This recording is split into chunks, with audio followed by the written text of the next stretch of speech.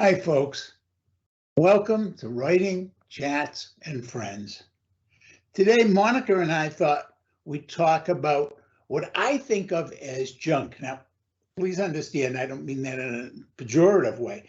When I was a kid, yes, younger than you, Thackeray, when I was a kid, I loved to read. But there wasn't a lot of stuff around the house to read in those days. And I had a couple books, and that was it. But one of the books was a book of poetry, and it was called Junk. And actually, some of the poems we're going to read to you today, folks, are from that book. They were childhood poems. And that's the whole idea. We're going to be talking about childhood poems, or what for me will always be synonymous with that book, junk. Thackery! Hi, Thackeray. And Monica, I think you have a way of introducing this show to Thackeray, don't you? Okay, I promised him I would do this, so bear with me, folks. This is from Gene London, and it was his theme song, and it's a fond memory from when I was young, so I hope Thackeray will enjoy it.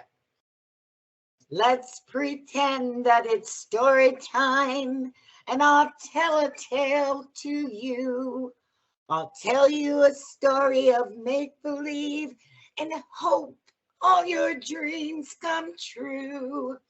And when the story's over, and when you reach the end, we'll live happily ever after. Where, Thackeray? In the land of let's pretend. Oops, we have a little problem. Excuse me for a moment. Come on, Thackeray, wake up, wake up. Did he go to sleep? Of course, he's asleep. Those things. Okay. I know my singing wasn't the best, Thackeray. But he loved it. Oh, mwah. Kisses, kisses. I just think that Thackeray is so cute. Can't we all go live in the land of let's pretend, huh? I'm there all the time. I think writers are. That is so cute. I've got another one for you, Thackeray. This is about a little girl, and it's called There Was a Little Girl. And this is by Henry Wadsworth Longfellow. There was a little girl who had a little curl right in the middle of her forehead. When she was good, she was very good indeed. But when she was bad, she was horrid. Thackeray liked that one.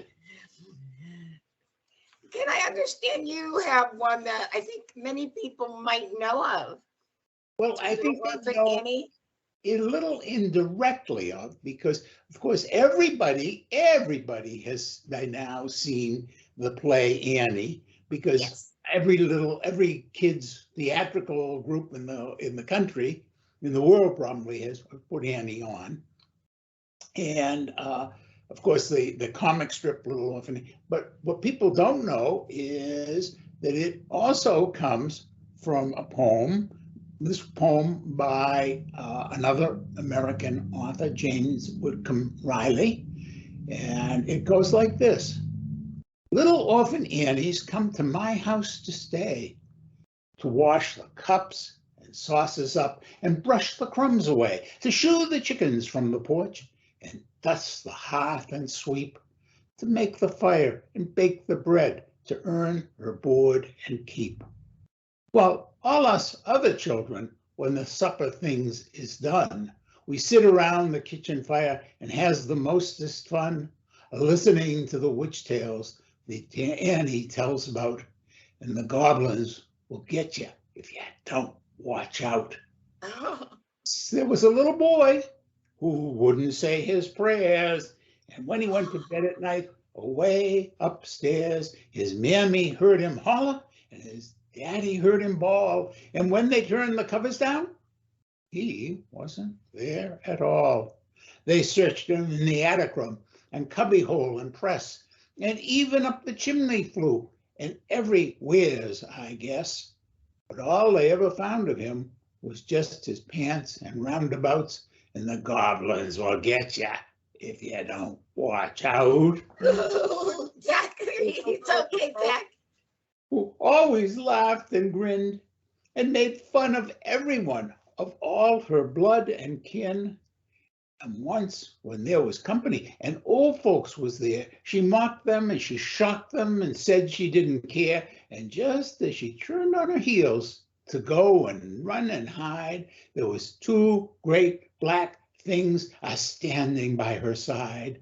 They snatched her through the ceiling, for she knew what she was about. And the goblins will get ya if you don't watch out. When the night is dark and scary, and the moon is full, and creatures are flying, and the wind goes, woo, you better mind your parents and your teachers, fond and dear, and cherish them that loves you, and dry the orphans' tears, and help the poor and needy ones that cluster all about. Or the goblins will get you if you don't watch out. Oh, that's something that will really teach children. Most of these poems that we're going to be talking are cautionary. They're cautionary stories that behave this way, behave that way. So what would you like to read next, Monica? How about why are fire engines red? And Oh, this kind of dates it a little bit. And you'll see why when I read it. Why are fire engines red? Because they have 8 wheels and 4 people on them, and 4 plus 8 makes 12. And there are 12 inches in a foot. And 1 foot is a ruler. And Queen Elizabeth was a ruler, and Queen Elizabeth was also a ship. And the ship sailed the seas, and there were fish in the seas, and fish have fins. And the Finns fought the Russians, and the Russians are red, and the fire trucks are always rushing around. So that's why fire trucks are red. Bet you never knew that one. you know what? That one was so complicated that Thackery went to sleep again. Okay, you ready for another one, Thackery? Okay, now I'm going to read a few things. They're all by the same person. And I have to tell you, this guy, he was a very funny guy. Most people don't know his name. He came from San Francisco. I believe he ended up his career in Paris, but he wrote a few poems that are really well known. And I wanted to share one of my favorites. Actually, it's 2 poems. One he wrote, and then after years and years and years of people quoting it, he wrote the second one. And this is not a cautionary poem. This is just a fun one. I never saw a purple cow. I never hoped to see one. But I can tell you anyhow, I'd rather see than be one. And then after years, Burgess wrote, ah, yes, I wrote the purple cow. I'm sorry now I wrote it, but I can tell you anyhow, I'll kill you if you quote it. We're in trouble. He was also very, very famous for some books called The Goops. I remember those. And the Goops books were books for kids telling you how to behave, or more importantly, how not to behave. So I thought I'd read a couple Goop poems. They're very short. The meanest trick I ever knew was one I know you never do. I saw a Goop once try to do it, and there was nothing funny to it. He pulled a chair from under me as I was sitting down, but he was sent to bed, and rightly too. It was a horrid thing to do. Now, of course, Thackery is not upset at the idea of being sent to bed, but luckily for me, he's so slow that when he tries to pull a chair out from under me, I've already eaten dinner. Oh, Thackeray, you try. And next one is about how you behave while you're eating dinner. It's called table manners. The goops, they lick their fingers, and the goops, they lick their knives. They spill their broth on the tablecloth, or they lead disgusting lives. The goops, they talk while eating, and loud and fast they chew. And that is why I'm glad that I am not a goop. Are you? Thackeray loves to lick his fingers. I'm sorry. Now I've given him an idea. Come on, stop that. Stop it. So now he's going to behave better, right? I doubt it. So I think I wanted to include one more, and then I know you have one for you're going to read to Thackeray. But there was one more I wanted to share today because it just is an interesting one. This is a very old one. Nobody knows who wrote this. We all have sung it from time to time. But the thing that's fascinating about it for me is it's children responding to the bubonic plague. And a lot of people don't know that. Yeah, this is about plague.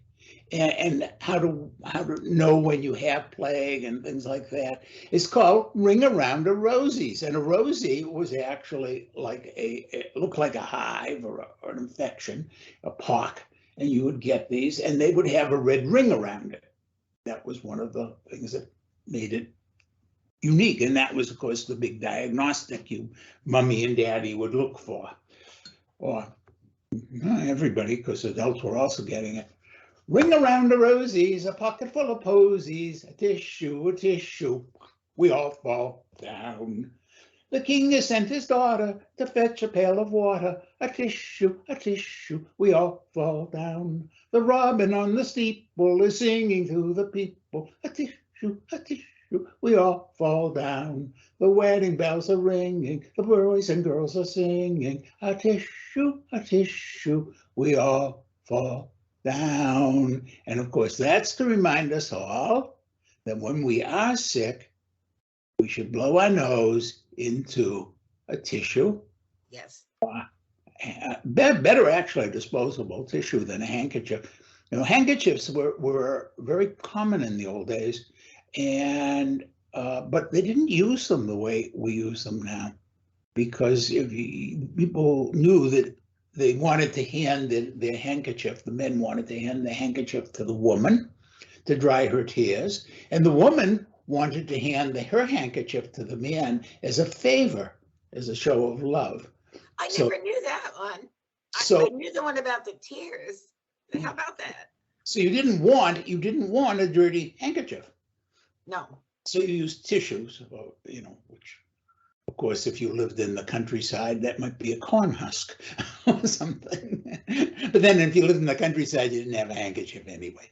Anyway, Monica, I think we have time for one more, and I think you have one you wanted to read to Thackeray because you thought you'd enjoy it. It's called The Little Man Who Wasn't There, and actually it has another name also, though people know it by that one, and it's called Antigonish. It was written by another American poet. His name was Hughes Mearns. And this was actually inspired by reports of a ghost that was roaming the stairs of a house in Antigonish, Nova Scotia. So that's why it has the two names. Okay, the little man who wasn't there. Yesterday, upon the stair, I met a man who wasn't there. He wasn't there again today. I wish he'd go away. When I came home last night at 3, the man was waiting there for me. But when I looked around the hall, I couldn't see him there at all. Go away, don't you come back anymore. Go away, and please don't slam the door. Last night I saw upon the stair a little man who wasn't there. He wasn't there again today. Oh, how I wish he'd go away. It's all right, Thackery. Thackery got Did very. I scare Thackery? I'm sorry, sweetie. It's only pretend. And it happened in Nova Scotia, way far away from you, years and years ago. Thackery likes pretend. I He don't blame him. pretends a lot. I like to pretend too. But what fun, Ken. I think these are a lot of poetry that probably a new generation has never heard before. Mhm. And And it's nice to keep them alive a little bit by sharing them with other people. I hope our listeners will maybe get their children or their grandchildren, and gather them around to watch this edition of Writings, Chats, and Friends. Because yeah, we've read some poems that really they may never have heard before, and they are Exactly. they. And maybe we'll do some more of these another time. But folks, thanks so much. And I'm going to guess. What do you think, Thackeray? Yeah.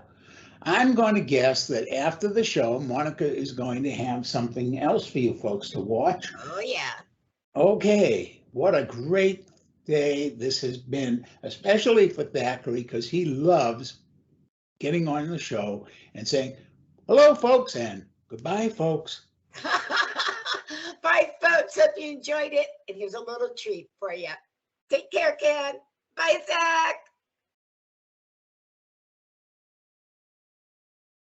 Red and White by Kenneth Wayne. During the years after the Civil War, Lonely Cricket, a Native American boy, strives to learn his people's ways and traditions and to grow to manhood.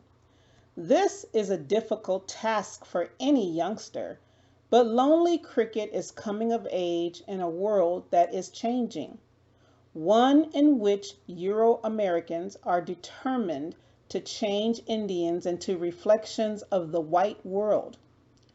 Caught between the tales and traditions of his tribe and the ever encroaching world of the white man, Lonely Cricket must figure out how to live, whom to love, and most difficult of all, who he really is. As Lonely Cricket battles to find himself, the twists and turns of his story reveal more about his background than he ever expected to know.